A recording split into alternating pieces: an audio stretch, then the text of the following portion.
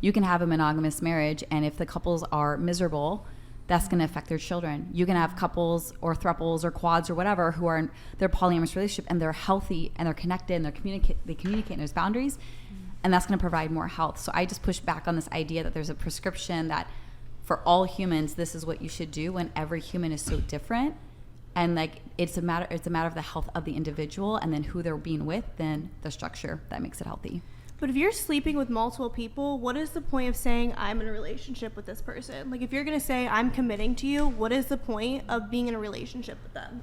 Yeah, that's a great question. So I think it's different for every person. So for me, since I'm pansexual and I'm non-monogamous, I can have someone I deeply, deeply love and I still want and desire other experiences. And before when I thought I was monogamous, I didn't understand that. I thought the same thing, like, oh, then it's a free-for-all and there's no boundaries and there's no priority. But for me, it's like, ooh, once I find someone I feel so committed to, I don't, like, that's set, that's good. And then I have these other experiences that actually nurture that. Mm-hmm. So I was told if I had outside sexual activities, once I'm in a marriage or in a partnership, it would tear apart the relationship. Based on how I'm wired, when I have outside sexual activities with other people, it actually makes me fall more in love with my person. No one told me that. And I thought I was crazy, but that's how I'm wired. It like brings something alive and it makes me want to gush love on my person. And it's the exact opposite of what I was taught. So is your dude cool with sharing you with other dudes? Yeah. We do women right now. Okay. So it wouldn't be with other men, just women? Not yet. And why is that? So the way we do it is we want to be very intentional about how we do it, because the most important relationship that matters is us. So it's not a free-for-all. So for the first part, it was just us. We built our foundation, we put our roots down, and then we reached a point where like, let's start having other experiences. And we would just do one, and then we'd reflect on it, talk, communicate. Was any boundary crossed? How do we feel?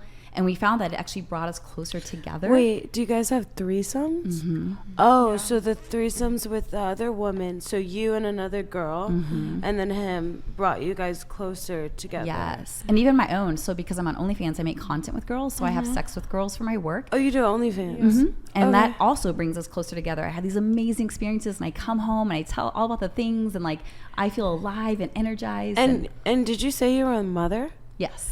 And okay, I have to ask. Yeah.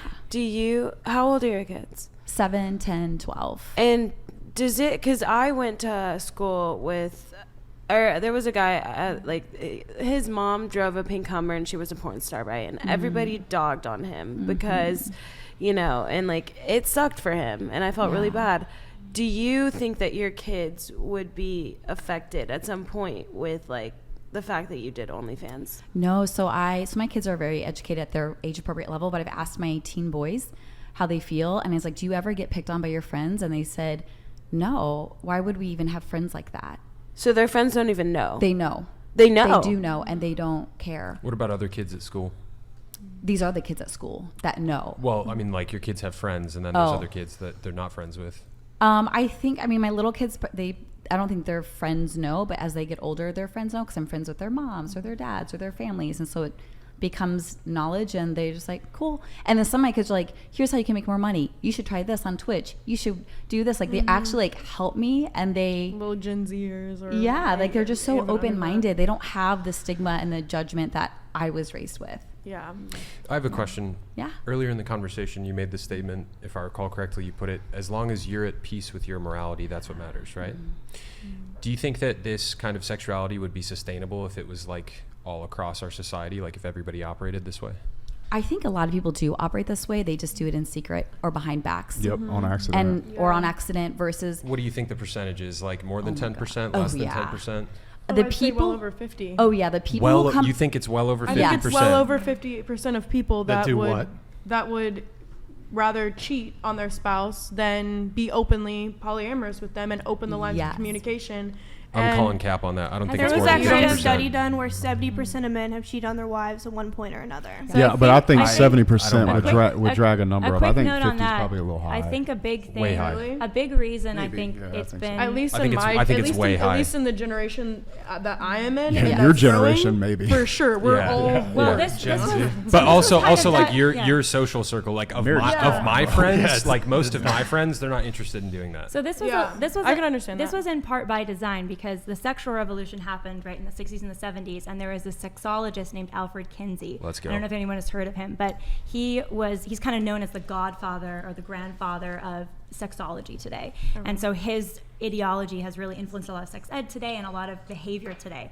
And so what he did, he wanted to prove that everybody was sexually deviant, was the term at the time, sexually deviant. They weren't in monogamous relationships, or if they were, they'd lie, and they were in swinger culture and other kinds of relationships. And he wanted to mainstream this idea because he wanted to break down the natural family, single mother, single father, together, married together, and with children. Yeah. And so what he ended up doing is he created social data, research data, and he would actually survey prison populations for their sexual experiences, and he would use that and claim that this was representative of the entire population. So actually, he would ask, interview convicts, or have people interview convicts, and who were involved in all kinds of dark stuff, and they would share, we've been obviously in bestiality, rape, or we've been involved in having many different partners. And then he said this is representative of, so 70% or 80% of Americans, he claimed, are involved in swinger culture or polyamory behind closed doors. But he was lying, is the thing.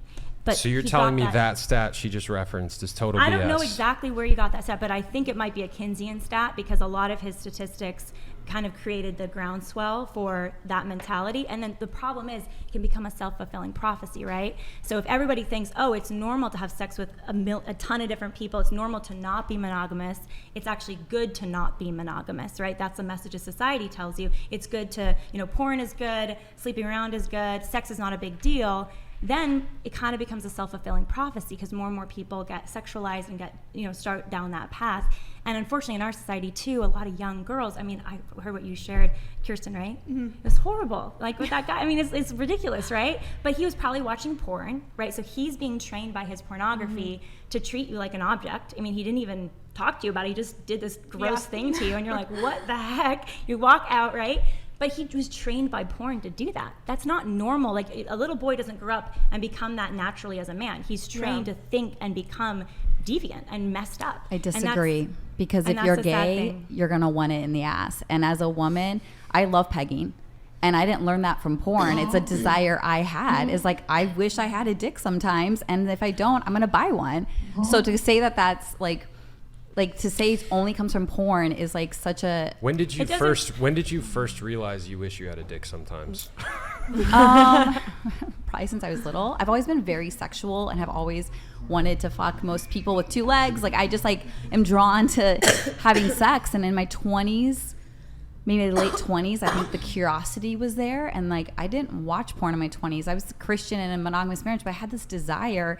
And I was afraid of it. And then I learned that this is actually a common desire, and I fulfilled it. And I'm like, oh my gosh, I love this. It resonates with me, and it brings me pleasure. It brings my people pleasure that I do this to. But outside of it, it's easy to judge and be like, ew, weird, gross, wrong. But inside, it's been amazing for me and the people that we participate in. But if you are happy having sex with the person you're having sex with, right? Yeah. What is the difference between you having sex with that person, you having sex with a different person? Why do you feel the need to have sex with everybody? It's not a need, it's a desire. And I think it's learning that it's okay to have desires. It's okay if they're not mainstream. It's if it's between consenting adults, do what you want. That's the thing. No one's being harmed here. No one's being coerced. No one's being manipulated. It's I desire this. Do you desire this? Yes. Great. We're all on the same page. Here's a question. Do you think all desires should be acted on? All sexual desires? Nope. And so that's a common accusation. It's then you're gonna bestiality is always thrown in there, which is so ridiculous. Can we not talk about bestiality? Oh yeah, sorry, Let's can't say that. Avoid that conversation. But they say, people then assume it's all desire. It's no, it's checking in and asking. And what I teach my life coaching is the difference between surface desires and soulful desires. What's a surface desire of God, would feel really good right now is eating an entire package of Oreos, dunking them in milk, and watching TV for 5 hours. That might feel really good right now. But my soulful desire is just to feel good, not feel gross in about 5 hours. So it's checking beneath that desire. And so for me, I was always afraid of my sexual desires. What does this mean about me? Am I a cheater? Am I going to hurt someone? I'm I'm just a very sexual person who gets a lot of pleasure and connection out of sex. That's actually a gift I bring. When I have sex with you, it's amazing. I bring my whole self to the table, and I've had people tell me, I've never had something like that. I've never been given pleasure like that. And to know that I could fulfill that for you, that's an honor. So I want to go back to my original question. Yeah. If everybody had this same set of moralities across the table throughout our whole society, how quickly do you think it would take for things to completely fall apart? I don't think that would ever happen. First of all, you don't think that would ever happen? No, and because I think you don't think. Hold on, Chase, one second. Oh yeah. If you guys curse in these, it doesn't trigger the robot voice. Wait, let's what? pull it back up and read it. Yeah, I'll pull it back up. I don't know why this one came over it, but what the frick? Hold on, I'm re-triggering it right now. What is going on? Yo, Bad ZXE, thank you for the 200. Just when I thought $200. Just when I thought the depravity could not get any lower in modern women. All I can say is you can only impress me at this point. Old 304, you think your kids aren't about to get the soul bullied out of them because of your phase is completely insane. Your response. Thank you. Yeah, it's just like I've already told you, my kids and my teen boys have said our friends don't care, and they know. So it doesn't stand any truth to that. Like, so do you think if other families were practicing the same thing, their kids wouldn't get bullied? I think kids get bullied no matter what. Unfortunately, it doesn't. Right, but it's not just for sexually different families. That's the thing here. Is like we try to stigmatize sexually different families as though they're gonna be the only ones who get bullied. I have friends who are all kinds of monogamous, non-monogamous, married, single parenthood, and their kids are getting bullied for totally different reasons. It's not relegated to just sexually different families. But it's also putting a target on their back. Exactly. People will get bullied for all sorts of different things, but that's not an excuse to give kids more ammunition to bully. Do you think that their teen sons are telling you the truth? Absolutely. I know their friends. Their friends know me, and we talk about it all the time because like we just have such an open family. Like, what if they didn't want to hurt your feelings? Would it weird you out if your kids' friends were like watching your OnlyFans? Like, well, they can't. Well, they can't because you have to be of age. Can't you lie about your age? You have to have an ID. I don't know how OnlyFans works. You have to get ID, but people like rip OnlyFans. They definitely are all over the They're internet. definitely watching your content. Sure. They're definitely watching your OnlyFans. content. They're definitely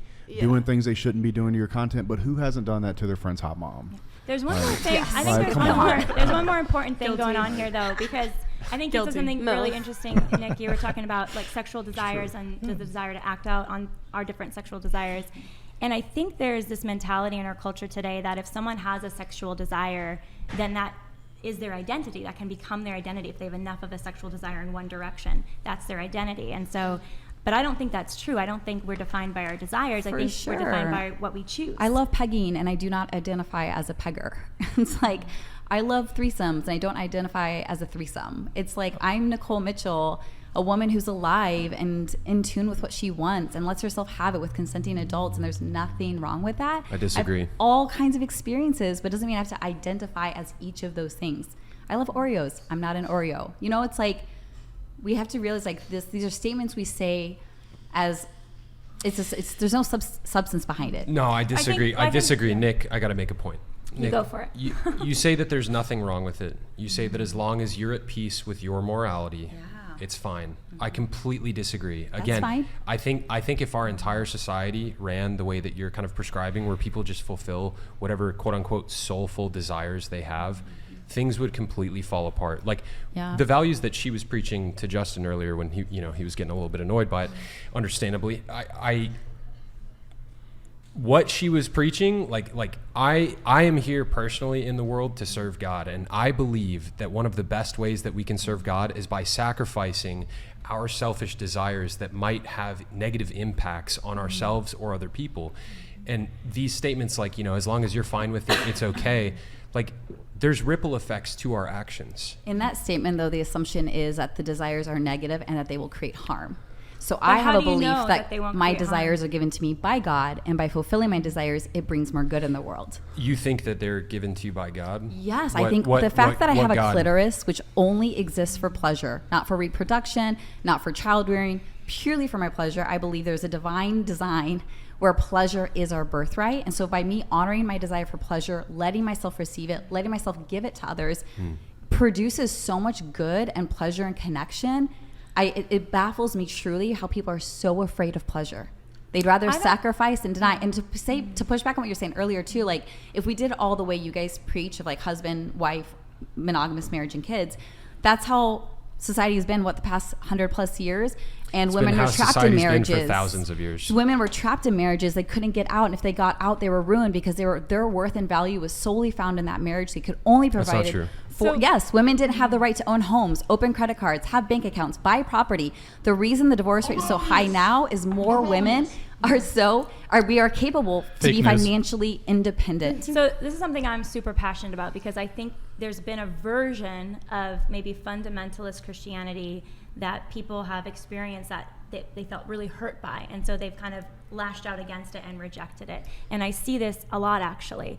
But the reality is when, I was raised Protestant, went through this kind of semi-agnostic phase, kind of like you went through, and then I ended up Catholic after doing a ton of study and a ton of research and just being convinced by the beauty of it.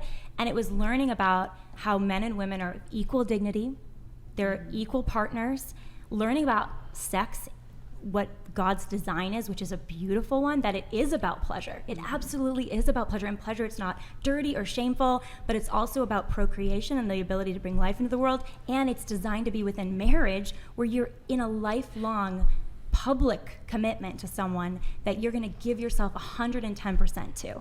And that's how you build a beautiful family of love and respect, and your children are secure in your love that you have with your spouse. And so, I don't know all of your experiences, obviously, and everyone has had different experiences, but the reality is the social data proves that monogamous lifelong marriages make people happiest, they have the most sex and the best sex, and kids are healthier that way. And so that's why I know you're excited about that vision, Chase, and that's why we want to share that vision, not just because of some fundamentalist thing, but because it actually makes people happier and healthier in the long run. Yeah. You need to talk to my people then. We'll continue on that conversation a little bit later. I do have to read a couple super chats, and I need to touch on a couple other points here. So we have